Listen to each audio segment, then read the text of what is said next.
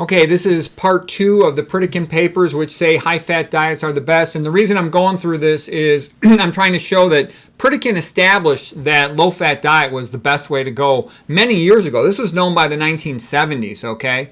Kempner had shown the same thing going back to the 1950s and 60s and whatnot. But Pritikin did a pretty thorough search of the literature, not just the work of Kempner, but the work of Ansel Keys, the work of Armstrong and primates, and a whole bunch of other studies. Okay, so here he's showing that in populations with cholesterol levels, total cholesterol levels of 140 and triglycerides of around 60, less than half of 1% of the persons would have arterial closure. And there was a guy by the name of Pei, I think this was at the Cleveland Clinic, and he could predict a person's coronary artery disease on catheter angiogram just by knowing their age, their total cholesterol, and what was the other factor, and their triglyceride levels. Okay, so for 60 patients in a row, he predicted their cardiac cath results, and he was accurate in 59 out of 60, protecting the amount of stenoses. Okay, so just those three things, their age, their total cholesterol level, and their triglycerides. He predicted the amount of stenosis they would have on their cardiac cath. He was correct in 59 out of 60 patients. And what this basically says is, if you eat a high-fat diet and you got total cholesterol, you're kind of screwing yourself. Why would you want to do that? And I can tell you, like I said, you don't even have to show me the chart. If another doctor tells me, okay, I got a patient here that needs a procedure, he's 60 years old, I would not even look in the chart. I would automatically assume, the guy's pre-diabetic or diabetic, he's overweight, he's hypertensive, and he's got coronary artery disease, he's impotent, and he's got some other things. I just know that. That is so common, you can just expect it. Okay, total cholesterol's over 140 and triglyceride levels over 75 are where the risk of atherosclerosis starts going up, according to Nathan Pritikin. Other people would say total cholesterol levels are 150. It's interesting that he puts normal triglyceride to be 75 or lower. Now he's going to talk a little bit about animal studies, about primates. Primate cholesterol levels are very similar. Again, this is Nathan Pritikin's paper, the one about high carbohydrate diets are maligned and misunderstood. Okay, primate cholesterol levels are very similar to those in man when primates are fed comparable diets. The researcher named Armstrong evaluated low-fat and high-fat diets in comparison to see their potential for causing atherosclerosis or atherosclerosis regression in monkeys. On a high-fat diet, which is also high in cholesterol, containing a similar amount of fat as the standard American diet, about 41%, the monkeys developed atherosclerotic plaques that closed the arteries in 58%. About 60% of the arteries were closed up. When he put the monkeys on a diet that had only 4% of calories from fat, this increased blood flow by 400%. However, if he put the monkeys on PUFAs, polyunsaturated fats like the omega-6 cooking oils, there was 65% less regression, and plaque analysis showed 50% more cholesterol esters. Okay, the bottom line is, unless you go low fat, get your total fat below 10%, you don't get atherosclerotic regression. Blankenhorn did a similar study in humans on cardiac cath. It didn't matter what type of fat you fed the animals. The higher the fat, the worse the outcomes. I can also tell you, I just saw 3 papers showing that omega-3 supplementation increases the risk of atrial fibrillation. We know that any type of fat supplementation increases the risk of obesity, increases the risk of insulin resistance and diabetes. So give me a break. The more fat you eat, the more problems, arterial problems you have. The more problems you have with diabetes and hypertension. Those are the gateway diseases to atherosclerosis and plugging up arteries all over your body and just accelerating your aging, okay? Everything in your body works better with good blood flow. Your hands, your arms, your eyes, your brain, everything. Okay, rhesus monkeys eating an average American diet develop average American atherosclerotic plaques as demonstrated by Whistler. And the references to all these papers are at the end of this article, so you can see them. We're about almost done. Okay, those on the 25 favorite American foods diet, equivalent to about a 36% fat diet, had average total cholesterol levels of 383. These are the rhesus monkeys. Almost half the monkeys had plaques covering more than 90% of the inner surface of their aorta.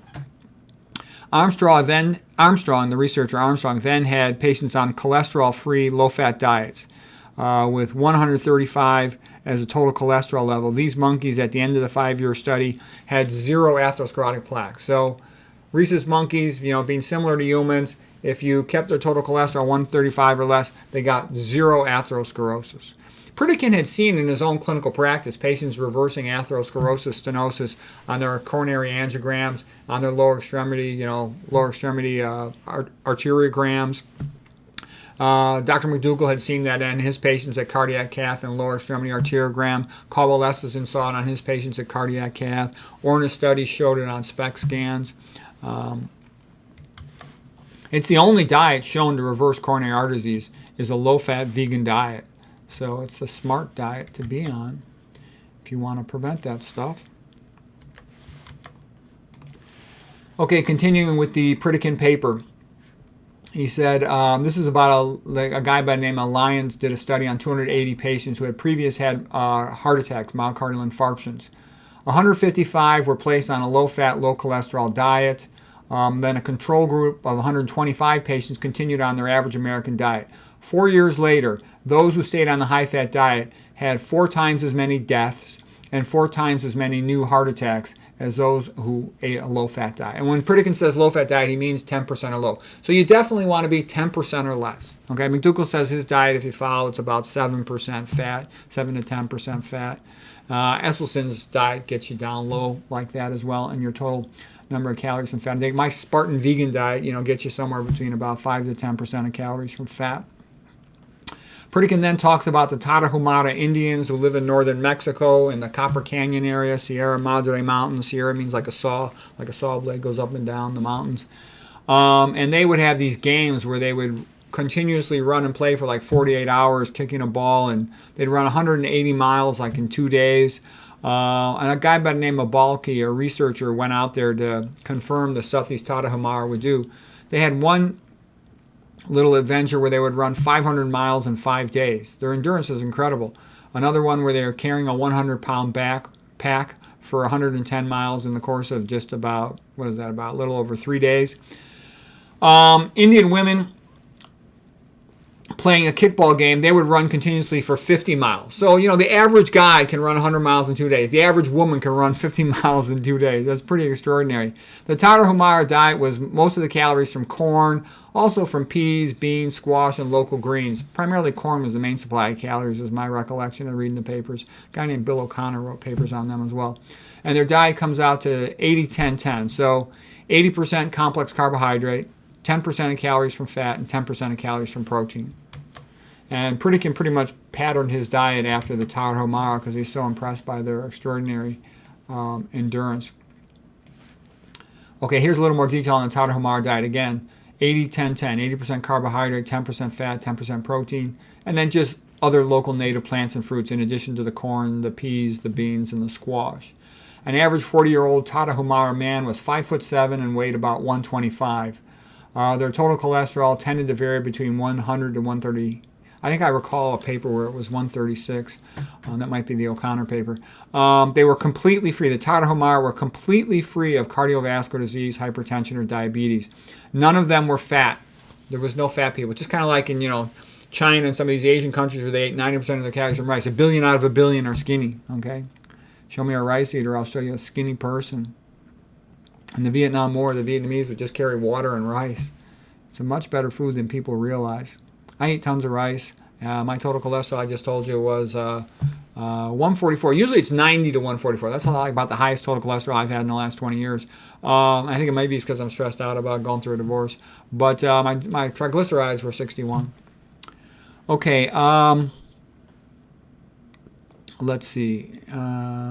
When he put his patients in Santa Barbara at the Pritikin clinic there, on the same diet as the Tarahumara, they had dramatic improvement in everything, in their total cholesterol, their body weight, their hypertension, etc. He says when fat intake is drastically reduced, it's hard to consume enough calories to gain weight. So yeah, that's the most important thing, whether or not people get fat, is what percentage of the calories in their diet are from fat.